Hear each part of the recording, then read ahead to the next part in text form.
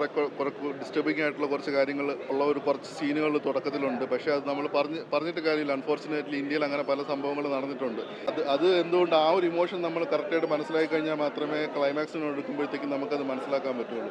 കേരള പൊളിറ്റിക്സിനെ കുറിച്ചിട്ട് പലരും ചോദിച്ച ഒരു കാര്യമാണ് ഇൻ്റർവ്യൂസിന് അവരോട്. അപ്പോൾ അവർ പറയുന്നുണ്ട്, അല്ല നമ്മൾ ട്രെയിലർ കാണുമ്പോൾ തന്നെ മനസ്സിലാവും, ഒരു പാർട്ടിയെ വിട്ടിട്ടില്ല. 3 പാർട്ടികളെ ഒരു കണക്കറ്റ് ട്രോളിങ് അങ്ങനെയല്ല. ഇന്ന് എന്താണ് ശരിക്കും കേരളത്തിൽ നടക്കുന്നത്, ഒരുപക്ഷെ നാളെ എന്തായിരിക്കും നടക്കാൻ ചാൻസ് ഉള്ളത്, അതുകൂടെ ഇതിനകത്ത് കാണിക്കുന്നുണ്ട്.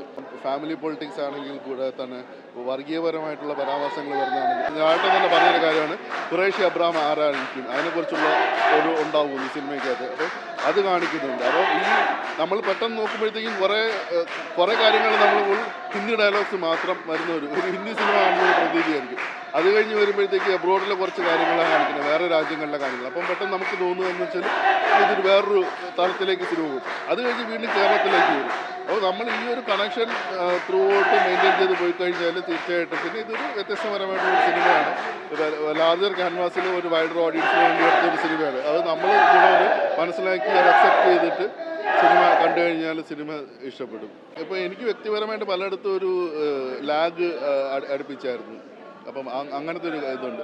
അതുപോലെ തന്നെ സിനിമയുടെ തുടക്കത്തിൽ കൊടുക്കുന്ന ഒരു പ്രതീക്ഷയുണ്ട്. ആ ഒരു പ്രതീക്ഷ നമുക്ക് ഒരുപക്ഷെ സിനിമ കണ്ടു കഴിയുമ്പോഴത്തേക്കും ആ ഒരു എക്സ്പെക്റ്റേഷൻ നമുക്ക് സിനിമയുടെ തുടങ്ങുമ്പോൾ തന്നെ എക്സ്പെക്റ്റേഷൻ ഈ ലെവലിലാണ് വെക്കുന്നത്. അപ്പോൾ നമുക്കാണെങ്കിൽ ഇങ്ങനെ ഇതെന്തുകൊണ്ടായിരിക്കാം എന്നുള്ള ഒരു ഇത് വെച്ചിട്ട്, പിന്നെ അത് തന്നെ ഖുറൈഷി അബ്രഹാം എന്ന് പറയുമ്പോഴത്തേക്ക് ആ കാര്യങ്ങളെല്ലാം എന്താ പറയുക, കുറേ ഒരു ലോ ഫീലിംഗ് പലർക്കും ഉണ്ടാവാൻ ചാൻസ് ഉണ്ട്. അതുകൊണ്ടായിരിക്കും ആ ഒരു കാര്യങ്ങൾ വരുന്നത്. എക്സ്പെക്റ്റേഷൻ നമുക്കൊരു കറക്റ്റായിട്ട് കുറേ കൂടെ ഒരു ഹൈപ്പ്, കാരണം ഏകദേശം 1 മാസത്തോളമായിട്ട് ഒരു സിനിമയെക്കുറിച്ചുള്ള കാര്യങ്ങൾ തന്നെയാണ് നമ്മൾ സോഷ്യൽ മീഡിയ മൊത്തം ഇങ്ങനെ സിനിമയെക്കുറിച്ചുള്ള കാര്യങ്ങൾ മാത്രമാണ് ചർച്ച ചെയ്തുകൊണ്ട് നടക്കുന്നത്. അപ്പോൾ അതുകൊണ്ട് തന്നെ ആയിരിക്കാം ഒരുപക്ഷെ ആൾക്കാർ ഇത്രയും പ്രതീക്ഷിച്ചതും ഈ ഒരു മീൻസ് ആ ഒരു പ്രതീക്ഷയ്ക്കൊത്ത് ചിലപ്പം വരാൻ പറ്റാത്തത് കൊണ്ടായിരിക്കാം ആൾക്കാർ അങ്ങനെ പറയുന്നത്. അല്ല, തീർച്ചയായിട്ടും ഇവർ ഇൻ്റർവ്യൂസിൽ തന്നെ പറഞ്ഞിട്ടുണ്ടല്ലോ, ഒരു 3 സിനിമകളുള്ള ഫ്രാഞ്ചൈസി ആയിരിക്കും. 3ാമത്തെ സിനിമ അവർ ഓൾറെഡി പ്ലാൻ ചെയ്തിട്ടുണ്ട്. അപ്പം 3ാമത്തെ സിനിമയ്ക്കുള്ള ഒരു ലീഡ് സിനിമയ്ക്ക് കൊടുക്കുന്നുണ്ട് വളരെ വ്യക്തമായിട്ട് തന്നെ. ഇത് സ്പോയിലറൊന്നും അല്ല, ഇൻ്റർവ്യൂസിൽ തന്നെ അവർ പറഞ്ഞ കാര്യമാണ്. അപ്പം അത് തീർച്ചയായിട്ടും കൊടുക്കുന്നുണ്ട്. പക്ഷേ എൻഡ് ക്രെഡിറ്റ്സ് വരെ പോസ്റ്റ് ക്രെഡിറ്റ്സ് സീൻസ് ഒന്നും സിനിമയ്ക്കകത്തില്ല.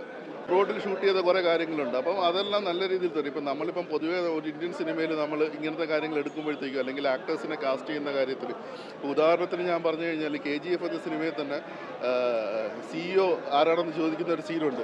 അത് കൂടെ നിന്നിരിക്കുന്ന ഒരു ആക്ടർ എന്ന് പറയുമ്പോഴത്തേക്കും ഒരു യാഷ് പറയുമ്പോഴത്തേക്കും അത് തിരിച്ച് റെസിപ്രിക്കേറ്റ് ചെയ്യാൻ ആ പുള്ളിക്കാരനെ നേരെ